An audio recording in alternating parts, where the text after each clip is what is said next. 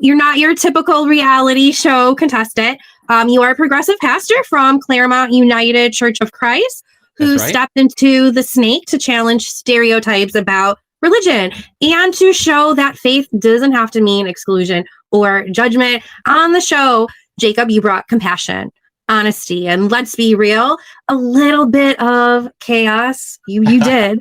Never liked the pastor from the start, and I told him probably about 50 times too many.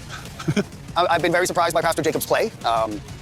He's not as much of a community gatherer. He's more of a create dissension, and he's in trouble. He's in big trouble because that group did not spill out the way that he thought it would, and he's going back to a very nice house. But yep,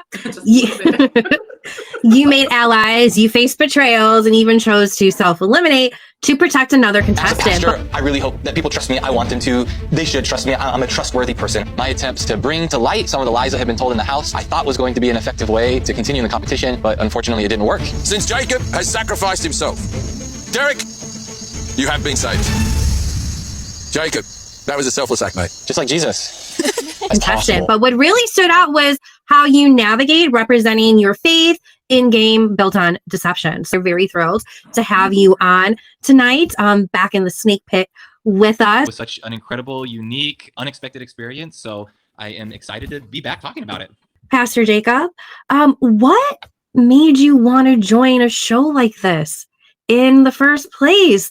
Because again, on a show like The Snake, you never anticipate to see a pastor on the show. So what brought you to this? Yeah, the first time that I knew anything about the show was actually through my wife, who's my co-pastor. She's always been part of the Screen Actors Guild. She's done a lot of commercials back in her day. And so she saw an ad come across her email that just said that they were looking for a pastor specifically for a new reality show. And they were just going to be testing it out to see how the show worked. And it was being branded as a show about persuasion, bringing people from different professions that know how to win people over. And I thought to myself, when is a reality show ever looking specifically for a pastor? I thought it was interesting. I sent in my application, didn't hear anything back for probably like 8 months, and then got a call that they were casting for the actual show and would I be interested in interviewing for it.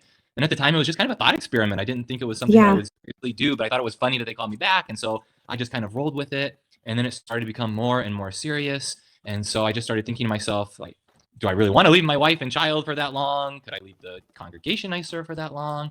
But what really kind of made me say yes to the experience was just this idea that if the show is going to cast a pastor to be on a national television reality competition, then I don't want it to be a pastor who might represent the faith differently than I would. So someone who would be anti-gay or anti-immigrant, especially in this current climate. I wanted it to be someone who could put out a more inclusive message like that. Let's just do that, see what comes of it. And that's why I said yes to it.